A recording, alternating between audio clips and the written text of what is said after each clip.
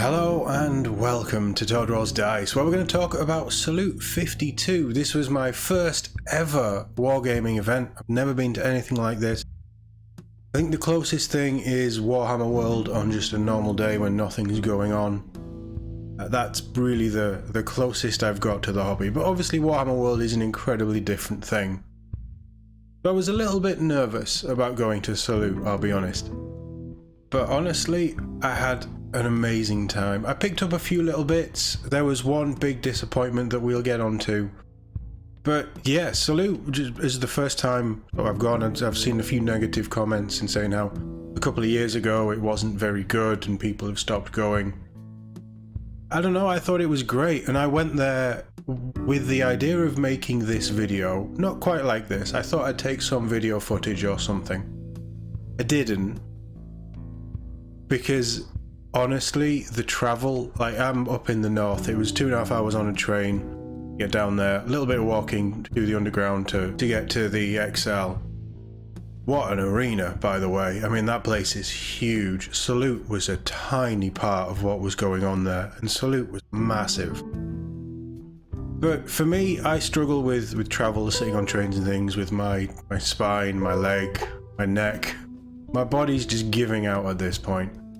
So it was quite an arduous thing to do, and I'd maybe do it differently next year. But even though I struggled sort of physically with the travel and then the walking around, I enjoyed every minute of it, and I had some fantastic conversations with loads of different people, and I saw some pretty cool things that I wasn't really expecting to get a kick out of and enjoy. But how about we just jump into this one with what was the highlight for me.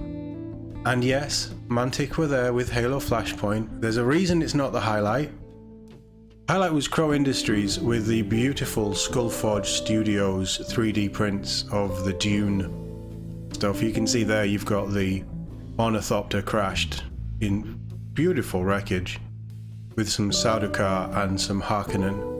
So I didn't play the game, I just looked at the sculpts and had a quick chat with some of the guys there at Crow Industries, who were obviously showcasing this off. They're also showcasing off some of their other games, but they've written the rules set for this.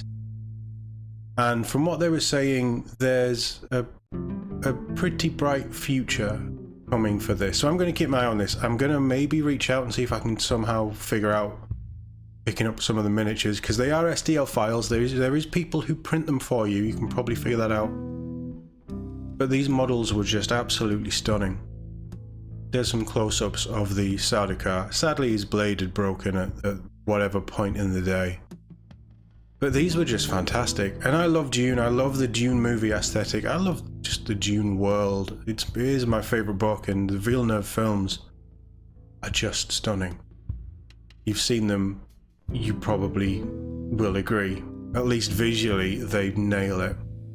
And these really blew me away. So I'm excited to keep an eye out on that. I'm not saying it's going to feature on the channel just yet. Maybe down the line we'll see what happens. I want to start small and then we can grow into stuff like this. But I will definitely be keeping an eye on the Dune, or what becomes of this Dune game, and any new models and sculpts and things that come, because I thought they were stunning.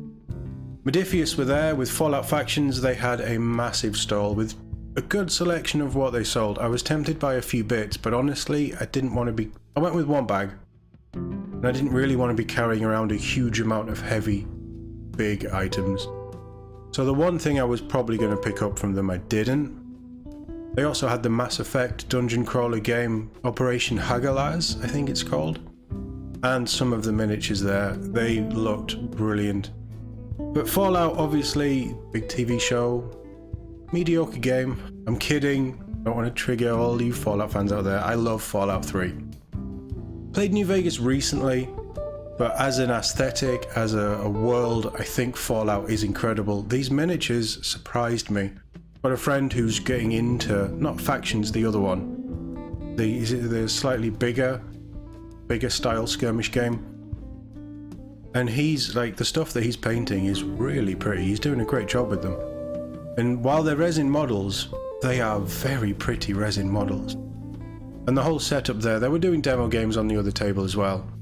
But the whole setup was just incredible, and it completely captures that Fallout vibe, so that's something I'm going to keep an eye out. But Modiphius do a few products that I'm more interested in. Certainly Mass Effect at some point, we will be doing that on the channel. I'd like to think this year, but I don't know.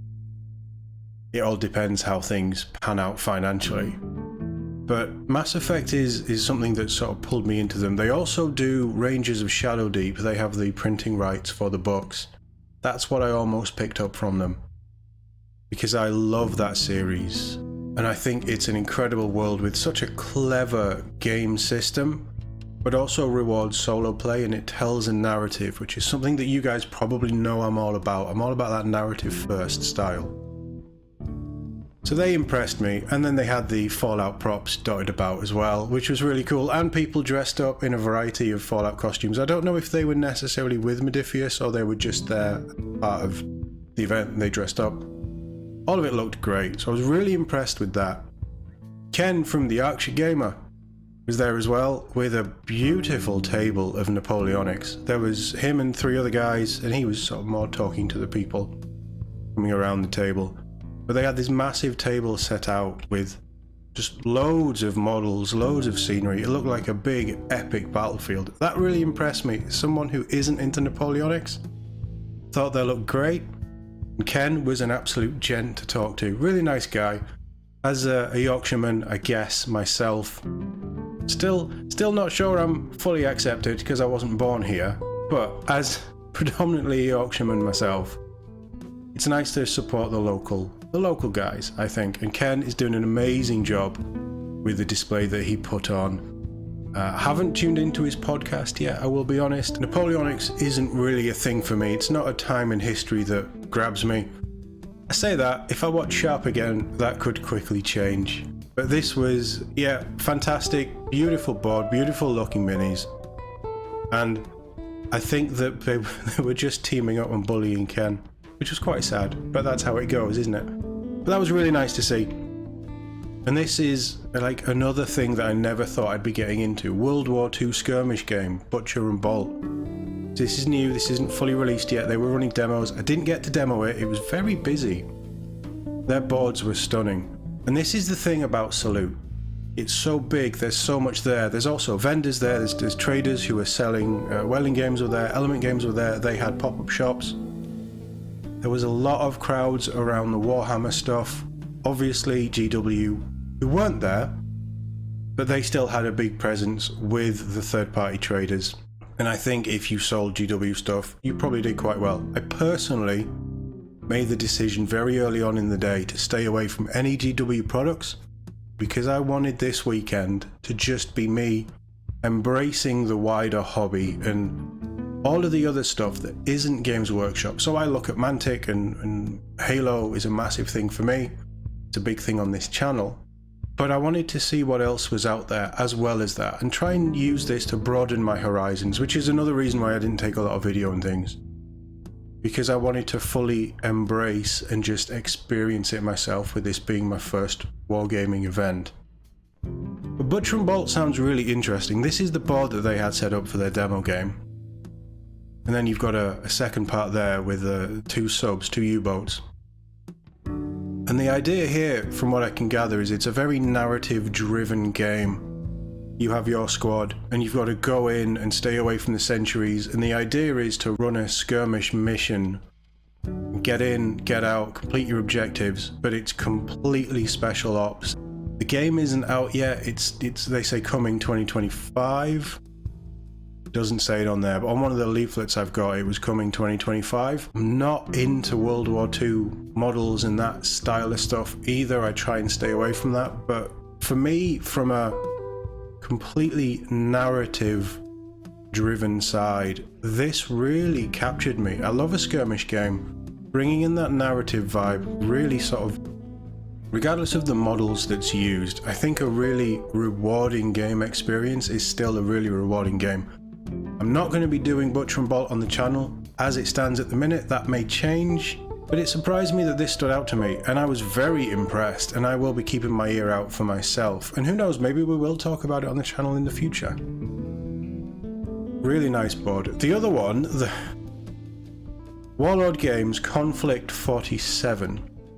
Again, it's slightly more sci-fi, World War II style game. The Warlord, who do bolt action, they also do this. This is in the current sort of stages of a bit of a refresh, from what I understand from talking to the gents there.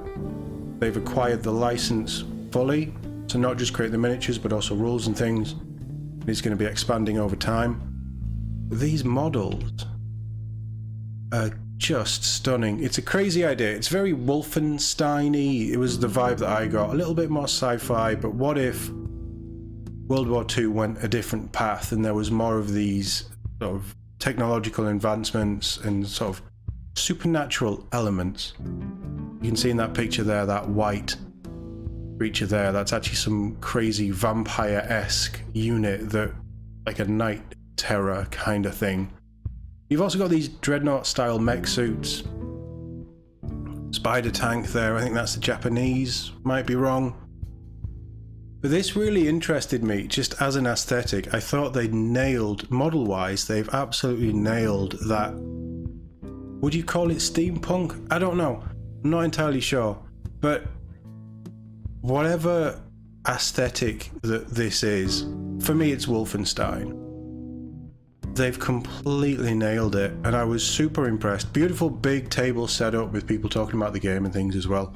Really, really nice. So that's one I'm going to keep an eye out. Don't know if it will be on the channel, much like Butcher and Bolt, but I was very impressed with what I saw. And Warlord, obviously, they have a big following. They have a big fan base for bolt action, and the models, having never seen them before, I was very impressed with the detail on them.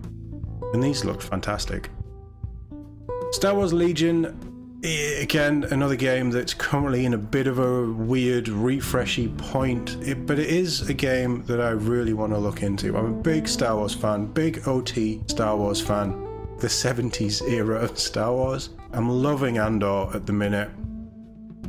Season 2 is going to drop in a matter of days at time of recording, and I'm so excited. Rewatching Andor, I'm really falling back in love with Star Wars after quite a few years, and honestly, the sequel movies just, yeah, they hit really wrong for me. But Legion has none of that. Legion, you can just do Rebel Alliance, Luke Skywalker, Han Solo, Princess Leia, running around, Chewbacca obviously. You can just play out those skirmishes. They have a whole host of new hard plastic kits coming out. The sculpts are looking really nice. These are the older sculpts. They've just announced all of the new rules for this new version that Atomic Mass Games are creating. I think I'll have a look into that. We may even do a video on that, because this is something that I would love to have on the channel.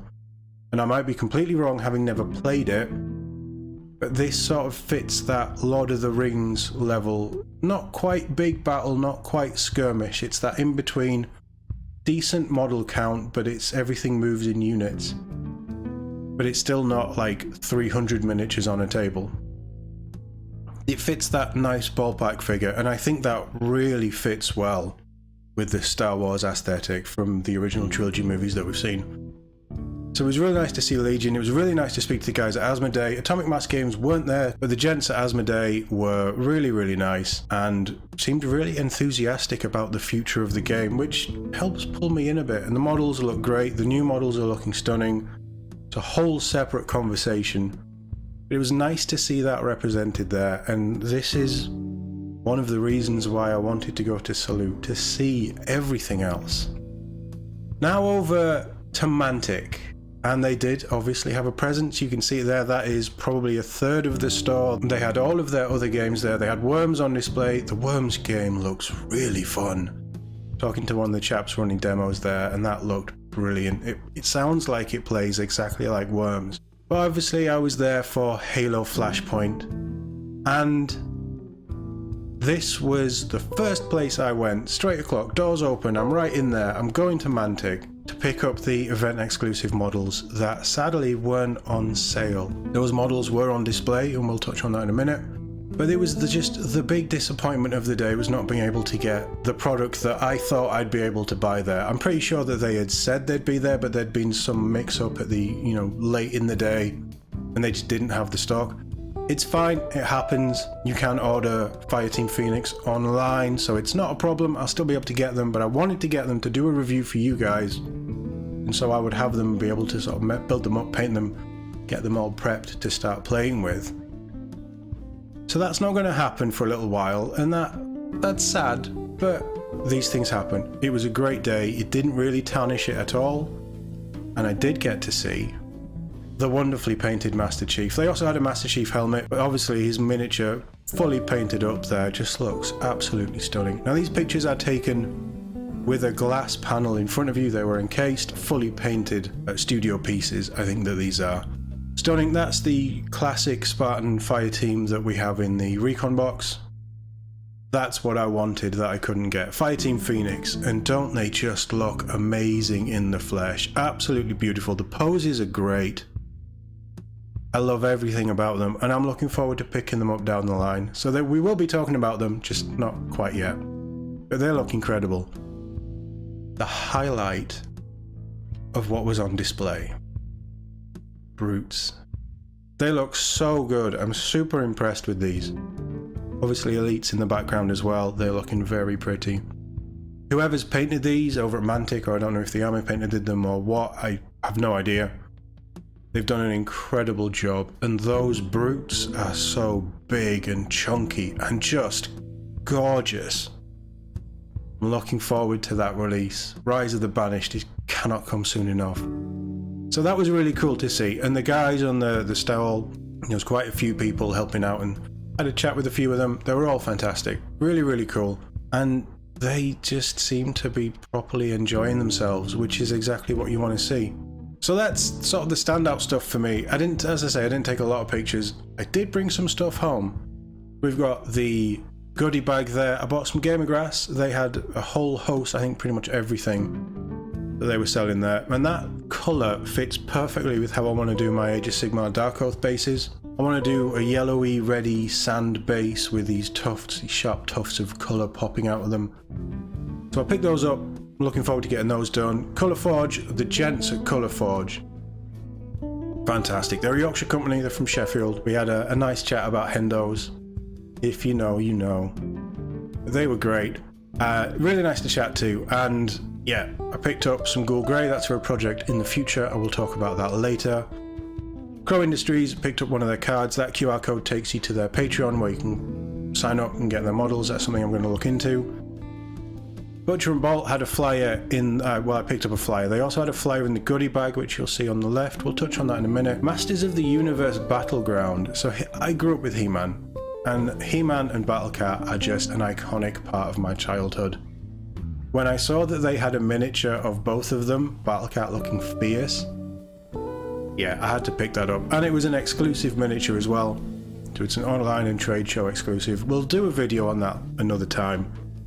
Because I think that's a conversation in itself. I'm not saying we're going to do Masters of the Universe Battleground, but it's definitely a game that I'm interested in. And then you can see there I also picked up the Halo Flashpoint UNSC Firebase Deluxe Gaming Mat. That's a separate video as well, but that's what I picked up. And over on to the Salute goodie bag, which was actually a really cool little addition. So we had the Salute 52 program, War Mag.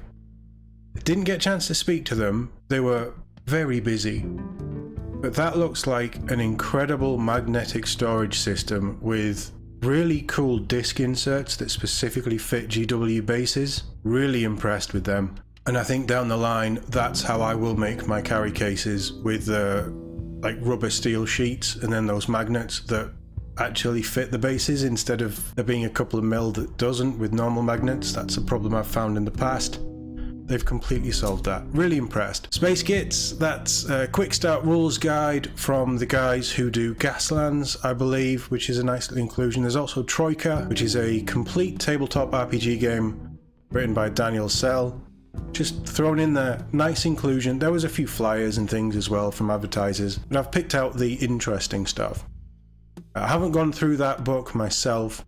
I just think it's cool that they included this stuff just thrown in for free. Really, really cool. Helps bring awareness to their games as well. Hammerline had a stall there, and they included a rather stunning 3D printed dwarf miniature. Just a really cool stoic pose. The shot doesn't do it justice. The detail is really nice. I haven't got any other pictures of it, but very impressed with them. The salute dice wasn't one of the golden ones, but it's a nice little keepsake reminder, and who knows, it might get used in battle reports. It's a good size as well. I think it's a 16mm dice. Really, really nice. That sprue there is a unit from the Clash of Rifles game by Zombiesmith. Zombiesmith.com is on the sprue there.